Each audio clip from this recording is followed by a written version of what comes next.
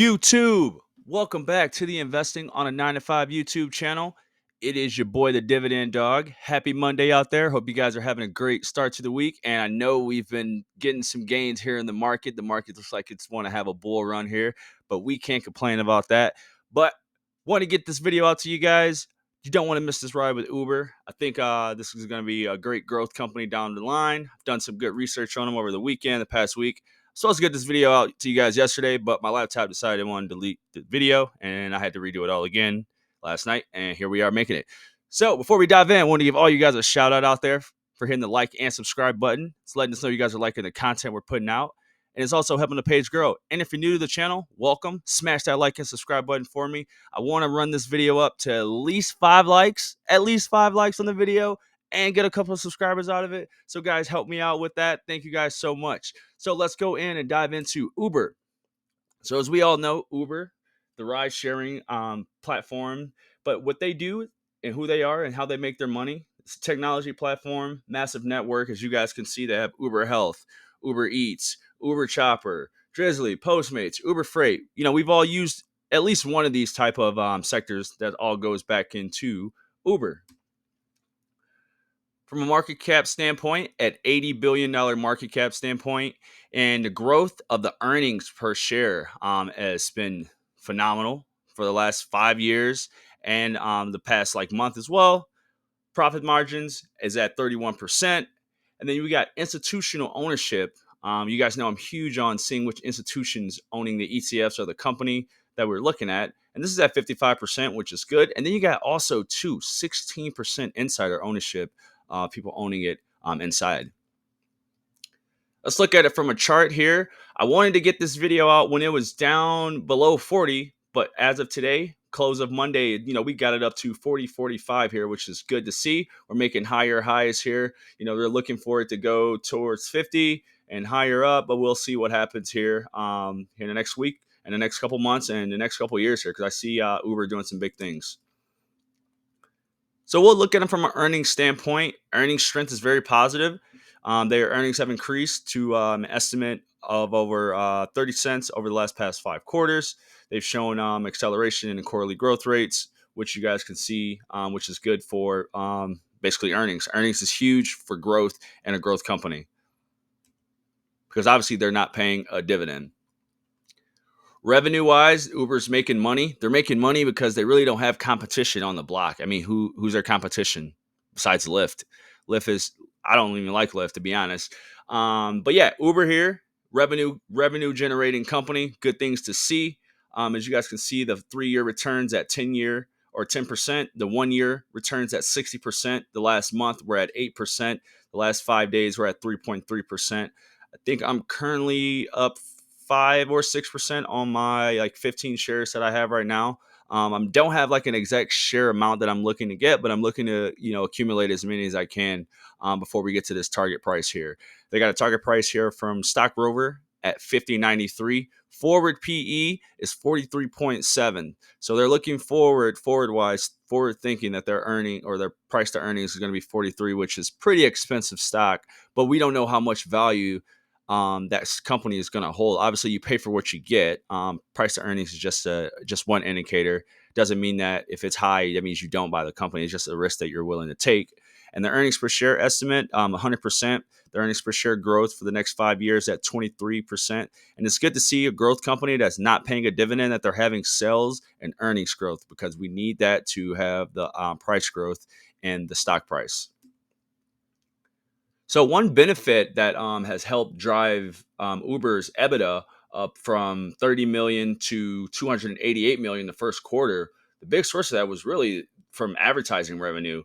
Uber has a lot of advantages in the space, and that should help it grow quickly. So things just like Uber Eats. Obviously, you guys know, we all know what Uber Eats is. It connects and buys sellers. But we obviously get food delivered right to us. So, while the cars are being delivered to us, they have all type of advertising going up on the vehicles.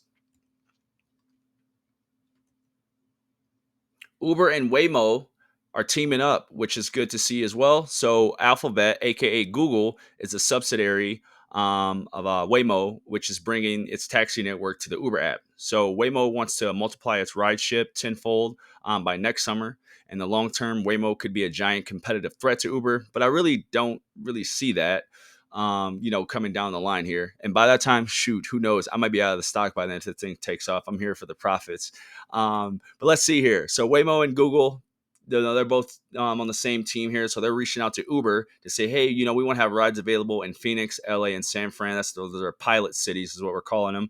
And they're going to help accelerate the growth of its driverless taxi network. So obviously, Uber has 124 million rides. Was it, I think, a day or a week or something like that? I could be wrong.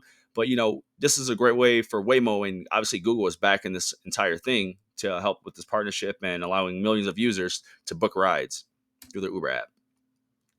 Recently, Ford and Uber have accelerated and came together with the deal.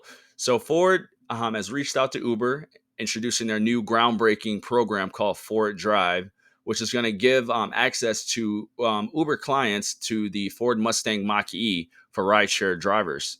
So this is going to help, one, Uber get more rides. Two, this is going to help Ford get their Ford Mustang Mach-E out into customers' hands, such as the same way as the rental car companies buying the cars to have customers. That's why when you go to rental cars, you get the newest of the newest cars, because that's the way for manufacturers, OEMs, to have customers test out their newest vehicle while their car's in the shop. It's just a temporary thing, and then, while their car's in the shop, they're obviously going to be like, "Wow, this car's nice."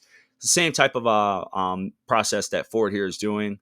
They have a pilot program, and they're going to be launching this in San Diego, San Francisco, and Los Angeles. So you'll be having, Ford and Uber out there, and then you got the Waymo along with them will be in these three cities, and they're going to be obviously trying to promote the adoption of EVs among rideshare vehicle or rideshare drivers.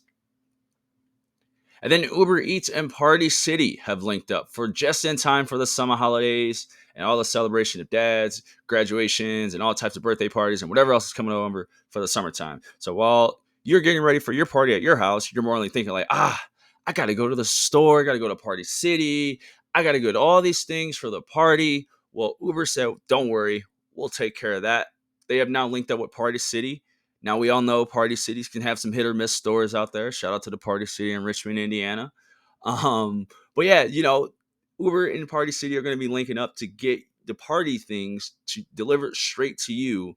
They're going to, looking for ways to provide our customers with a seamless and convenient shopping experience. And they're going to be they're thrilled to do this and expanding, their delivery capabilities for their customers across the country. And this is just a look of the Waymo vehicles for the driverless taxi.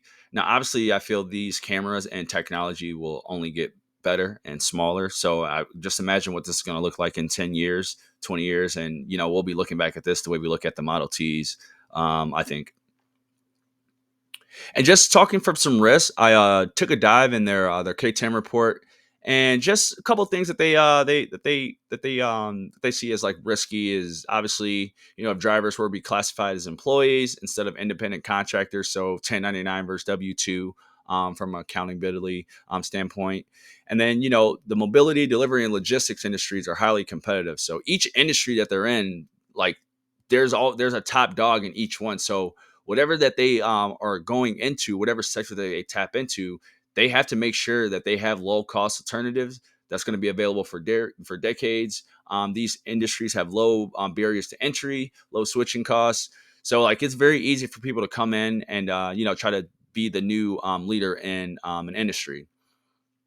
So, in order for them to be competitive in certain markets, they have in the past lowered and may continue to lower fares or service fees. And we have in the past offered and may continue to offer significant driver incentives and consumer discounts and promotions. This is huge because they're going to offer Uber drivers incentives and more likely discounts for Uber drivers who are going to switch over to be EVs in the program. As you guys can see from the top down, Ford and Uber are linking up. So if a Uber driver is saying, hey, you know what, I'll take my car in and get either a GM EV or Ford EV or Tesla. Now you're going to get an incentive, not even from a state point, state tax credit standpoint, you're also getting an incentive from the company as well. So now you got two things working towards you, and that from an employee standpoint, hearing about those things, that'll make sounds like it making more people go and work for Uber, which helps us grow as a company. So right now they got Uber sitting at 23% upside from market beat. The last one I showed you guys was at $50. I think it's going to go to 50. It's got some solid push behind it. It's making higher highs on the chart, and it's moving up steady. And guys, that is all that the Dividend Dog, aka the dog, had for you guys on today's video regarding Uber. This is one ride I don't think you guys want to miss. I like it right now at 40. Once again, this is not financial advice to tell you to go out and buy the stock, but definitely take a look at it, add it to your watch list, and see how it performs over the next week and see if you want to take a dive in it. Let me know in the comments, guys. Once again, it's the Dividend Dog here on the Investing on a 9 to 5 YouTube channel. And I thank you guys again for joining in on me. I'll see you guys in the next video. I'm out.